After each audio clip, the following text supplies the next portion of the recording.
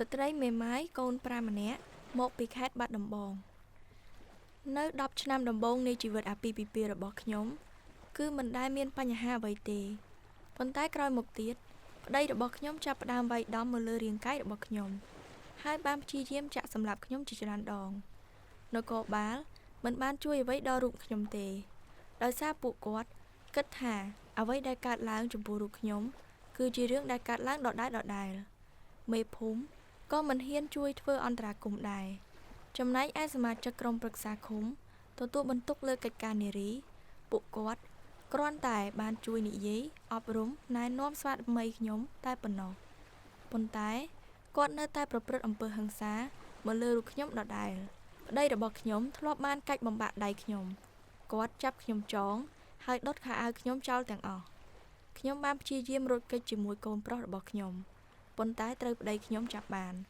ហើយគាត់ក៏ចាប់រូបខ្ញុំនិងកូនប្រុសរបស់ខ្ញុំជ្រមុជទឹកក្នុងទន្លេនៅក្នុងឆ្នាំ2010ក្រោយពីបានរៀបការអស់រយៈពេល20ឆ្នាំមកទីបំផុតខ្ញុំបានលែងលះជាមួយគាត់ហើយបានផ្លាស់ប្ដូរទៅរស់នៅភូមិខាងម្ដាយរបស់ខ្ញុំវិញក៏ប៉ុន្តែអំពើហិង្សាដែលប្តីខ្ញុំបានប្រព្រឹត្តមកលើខ្ញុំកន្លងមកធ្វើឲ្យខ្ញុំមិនអាចបំភ្លេចបានម្ដងណាឡើយដោយសូម្បីតែក្នុងយល់សប្តិក៏ខ្ញុំនៅតែភ័យតក់ស្លុតខ្លាចរអានិងសោកសៅដែរអ្នកស្រីបានធ្វើជាអ្នកបម្រើការងារសហគមន៍នៅក្នុងភូមិដែលរកប្រាក់កម្រៃបាន$50ក្នុងមួយខែការងាររបស់អ្នកស្រីបានជួយឲ្យគាត់មានមោទនភាពចំពោះខ្លួនឯងណាស់ដោយអ្នកស្រីធ្វើការបានល្អបម្រើដល់ប្រយោជន៍សហគមន៍ហើយទទួលបានថវិកាមកចិញ្ចឹមកូនទាំង5របស់អ្នកស្រីទៀតប៉ុន្តែគាត់នៅតែត្រូវចំណាយសងនៅការខូចខាតដែលស្វាមីរបស់អ្នកស្រីបានប្រព្រឹត្តកាលពីពេលដែលអ្នកទាំងពីររួមរស់ជាមួយគ្នាស្វាមីរបស់អ្នកស្រីបានដុតបំផ្លាញចោលរបស់ទ្រព្យដែលពួកគាត់បានរកពីមុនក្រោយមកក៏លក់ផ្ទះរបស់ពួកគាត់ទៀតមិនតែប៉ុណ្ណោះប្តីគាត់បានខ្ចីលុយពីគេហើយទុកឲ្យគាត់ជាប្រពន្ធជាអ្នកសងជំនួសទៅវិញអំពើហិង្សាផ្នែកសេដ្ឋកិច្ចក៏ជាទម្រង់នៃអំពើខុសខើមួយនៃអំពើហិង្សាក្នុងគ្រួសារប៉ុន្តែច្បាប់ស្តីពីការទប់ស្កាត់អំពើហិង្សាក្នុងគ្រួសារនិងកិច្ចការពារជនរងគ្រោះបច្ចុប្បន្នមិនបានចែងថាវាជាទង្វើដែលខុសច្បាប់នោះទេហើយច្បាប់នេះក៏មិនបានបញ្ជាក់ថាជនរងគ្រោះដោយអំពើហិង្សាប្រភេទនេះមិនគួរទទួលខុសត្រូវលើការសងការខូចខាតដែលបង្កឡើងដោយជនដែលប្រព្រឹត្តដែរ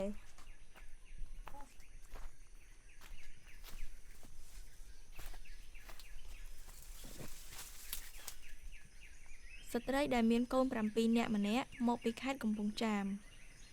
ក្រោយពីបានរៀបអាពាហ៍ពិពាហ៍ជាមួយស្វាមីអ្នកស្រីអស់រយៈពេល20ឆ្នាំមក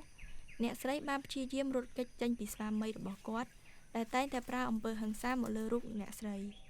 ប៉ុន្តែអ្នកស្រីមិនបានបោះបង់ចោលកូនរបស់គាត់នោះទេកូនពៅរបស់គាត់ទើបតែមានអាយុ7ឆ្នាំប៉ុណ្ណោះអ្នកស្រីរៀបរាប់ទាំងទឹកភ្នែកថាគាត់ត្រូវស្វាមីវាយដំជារៀងរាល់ថ្ងៃនៅពេលដែលគាត់ព្យាយាមរត់គេចចេញស្វាមីរបស់គាត់បានយកជំពាមកៅស៊ូតាមបាញ់អ្នកស្រីពីក្រោយអ្នកស្រីដឹងថាស្វាមីរបស់គាត់មិនខកពីការរងទុក្ខរបស់អ្នកស្រីឡើយស្វាមីរបស់អ្នកស្រីបានគំរាមសម្លាប់គាត់និងធ្វើបាបកូនប្រសិនបើគាត់ហ៊ានចាក់ចេញឬទាមទារលែងលះមន្ត្រីនគរបាលមិនព្រមជួយអ្នកស្រីទេដោយពួកគេគិតថារឿងគាត់បានកើតឡើងដដែលជីវិតរបស់អ្នកស្រីរស់នៅដោយគ្មានសុភមង្គលអស់រយៈពេលជាច្រើនឆ្នាំអ្នកស្រីបានធ្វើដំណើរមកភ្នំពេញដើម្បីចែករំលែកពីរឿងរ៉ាវរបស់គាត់នៅក្នុងវេទិកាមួយស្ដីអំពីការបង្កើនការទទួលយុត្តិធម៌របស់ស្ត្រីអ្នកស្រីយល់ឃើញថាស្វាមីរបស់អ្នកស្រីគួរតែមករៀនសូត្រអំពីវេទិកានេះឲ្យបានច្រើនជាងអ្នកស្រីទៅវិញព្រោះគាត់ជាអ្នកប្រព្រឹត្តអ្នកស្រីបានដឹងថាអ្វីខុសអ្វីត្រូវតែស្វាមីរបស់អ្នកស្រីទៅវិញទេដែលត្រូវរៀនសូត្របន្ថែមព្រោះគាត់មិនដឹងថាអ្វីខុសអ្វីត្រូវឡើយស្ត្រីនឹងប្រឈមគ្រោះថ្នាក់បំផុតដល់ជីវិតនៅពេលដែលពួកគាត់ធ្វើការចាក់ចេញឬធ្វើបណ្ដឹងលែងលះជនល្មើសដូច្នេះហើយច្បាប់ មិនបានធ្វើឲ្យវាខុសច្បាប់ឡើយចំពោះសកម្មភាពឆ្លប់តាមធ្វើបាបហើយក៏មិនបានការពារដល់ប្តីប្រពន្ធដែលបានលែងលះគ្នាហើយនោះទេ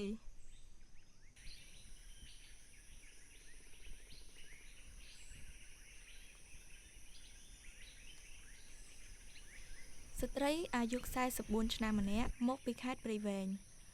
ស្វាមីរបស់អ្នកស្រីបានដាល់គាត់ចំមុខជាច្រើនដងដោយបន្សល់នៅស្នាមជាំខ្មៅនៅលើផ្ទៃមុខរបស់អ្នកស្រីទោះជាតុបតែងផាត់មុខហើយក្តីក៏នៅតែមិនអាចបិទបាំងស្នាមជាំនោះពីកាមេរ៉ាបានឡើយដូច្នេះហើយអ្នកស្រីថតបែបមុខពីចំហៀងព្រោះមិនចង់ឲ្យគេឃើញស្នាមជាំនោះអ្នកស្រីបានរៀបការតាំងពីឆ្នាំ2003ប៉ុន្តែនៅក្នុងឆ្នាំ2013ស្វាមីរបស់អ្នកស្រីបានចាប់ផ្ដើមប្រើហិង្សាលើរាងកាយរបស់អ្នកស្រីនៅក្រៅពីបានវាយដំលើអ្នកស្រីហើយស្វាមីរបស់គាត់តែងទិញនេះទិញនោះឲ្យអ្នកស្រីនិងលួងលោមឲ្យគាត់ទន់ចិត្តហើយបានសន្យាថានឹងមិនប្រព្រឹត្តអំពើនេះម្ដងទៀតឡើយនេះគ្រាន់តែជាល្បិចកលដែលជាទូទៅជនល្មើសប្រព្រឹត្តអំពើហិង្សាតែងយកមកប្រើតែប៉ុណ្ណោះទង្វើរបស់ស្វាមីអ្នកស្រីនេះបានធ្វើឲ្យអ្នកស្រីមានអារម្មណ៍ច្របូកច្របល់នៅពេលដែលគាត់គិតដល់ការលែងលះជាមួយស្វាមីគាត់កន្លងមកអ្នកស្រីធ្លាប់បានទៅរកនគរបាលឲ្យជួយប៉ុន្តែនគរបាលមិនដែលចាប់ប្តីរបស់អ្នកស្រីដាក់ពន្ធនាគារទាល់តែសោះបើទោះបីជាលើរាងកាយរបស់អ្នកស្រីមានស្លាកស្នាមរបួសដោយស្វាមីរបស់អ្នកស្រីគប់និងវត្ថុរឹងៗមកលើអ្នកស្រីក៏ដោយកូនរបស់អ្នកស្រីក៏រងផលប៉ះពាល់ពីអំពើហិង្សានេះផងដែរកូនទាំងនោះឃើញឪពុកវាយដំអ្នកស្រីពួកគេបានតាំងចិត្តថាត្រូវតែការពារម្ដាយរបស់ពួកគេពីការវាយដំរបស់ឪពុកប្តីរបស់គាត់ឥឡូវកំពុងតែមានស្រីកំណាន់អ្នកស្រីព្រួយបារម្ភថាស្វាមីរបស់អ្នកស្រីអាចនឹងប្រើអំពើហិង្សាបែបនេះទៅលើស្រីផ្សេងទៀតផងដែរជាជនរងគ្រោះដោយផ្ទាល់និងដោយប្រយោលពីអំពើហិង្សាក្នុងគ្រួសារ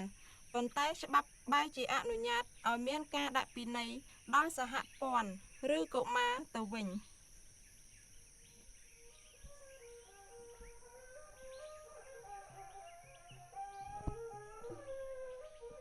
ស្ត្រីមេម៉ាយកូនមួយដែលបានលែងលះជាមួយស្វាមីអស់រយៈពេល10ឆ្នាំមកហើយអ្នកស្រីជាសមាជិកនៅក្នុងក្រុមជនជាតិដើមភាគតិចហៅថាគួយនៅក្នុងខេត្តកំពង់ធំអ្នកស្រីបានរៀបការនិងបានរស់ជាមួយស្វាមីអស់រយៈពេល4ឆ្នាំ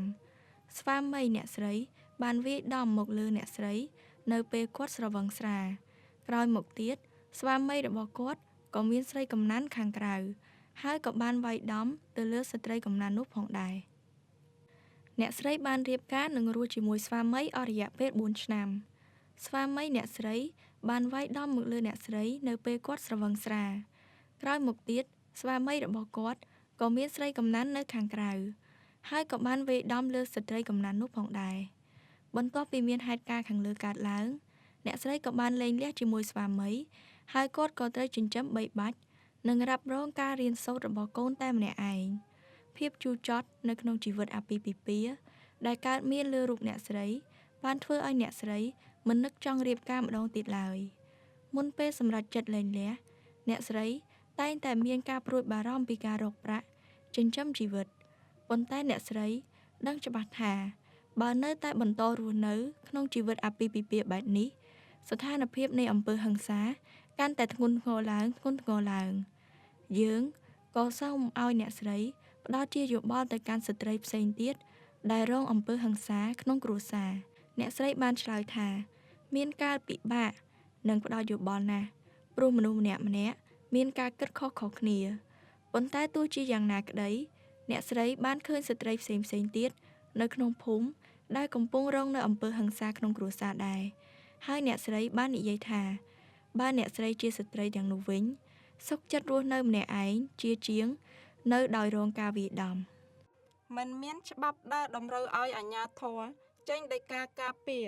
ឬសេចក្តីសម្រេចរដ្ឋបាល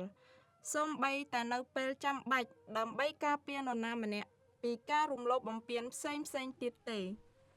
គ្រោះថ្នាក់ពិតប្រាកដចំពោះសុវត្ថិភាពរាងកាយនិងសុខភាពផ្លូវចិត្តរបស់ស្ត្រីគឺសំខាន់ជាងការព្រួយបារម្ភអំពីប្រកាស និងការថែរក្សាគ្រួសារ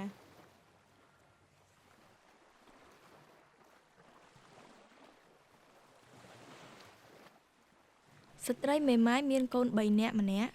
បានលែងលះជាមួយស្វាមីតាំងពីឆ្នាំ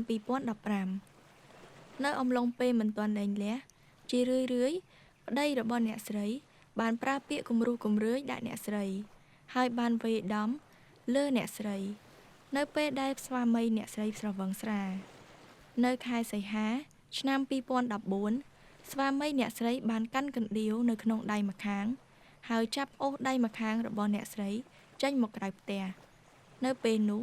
អ្នកស្រីបានប្រឹងគ្រវាសដៃហើយរត់ចេញប៉ុន្តែស្វាមីរបស់អ្នកស្រីចាប់ទាញសក់របស់គាត់ជាប់ហើយផ្ដួលអ្នកស្រីគប់ទៅនៅលើដីបន្ទាប់មកក៏ឡើងជិះលើខ្នងអ្នកស្រីហើយព្យាយាមយកកណ្ដៀវមកអាកអ្នកស្រីយកដៃម្ខាងរងដើម្បីកុំឲ្យកណ្ដៀវមុតកដៃរបស់អ្នកស្រីក៏មុតចេញឈាម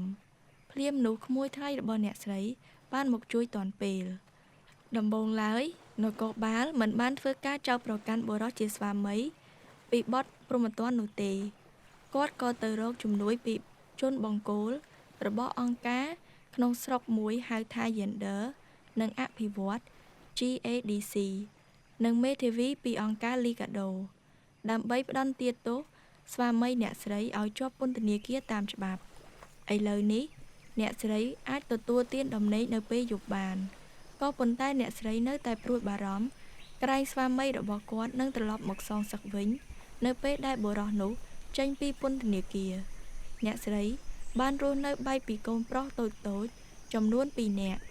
អ្នកទាំងពីរកំពុងរស់នៅជាមួយនឹងម្ដាយក្មេកដែលរស់នៅក្បែរសាលារៀនក៏ប៉ុន្តែម្ដាយក្មេករបស់អ្នកស្រីបែរជាស្ដីបន្ទោសអ្នកស្រីទៅវិញដោយចោទថាអ្នកស្រីជាមូលហេតុធ្វើឲ្យស្វាមីជាប់ពន្ធនាគារហើយតាំងពីពេលនោះមកកូនប្រុសទាំងពីរនាក់ក៏ឈប់មកលេងអ្នកស្រីទៀត ទប់ស្កាត់អំពើហិង្សាក្នុងគ្រួសារនិងកិច្ចការពារជនរងគ្រោះបច្ចុប្បន្នតម្រូវឲ្យទប់ស្កាត់អំពើហិង្សាប៉ុន្តែមិនបានគ្របដណ្ដប់ដល់អតីតគូស្វាមីនិងភរិយាឡើយច្បាប់មិនបានបញ្ជាក់ច្បាស់ថារាល់ទម្រង់នៃអំពើហិង្សាក្នុងគ្រួសារទាំងអស់គឺជាអំពើខុសច្បាប់ឡើយហើយភ្ជាប់បទឧក្រិដ្ឋទាំងនោះទៅក្រោមព្រហ្មទណ្ឌទាំងអស់នោះទេ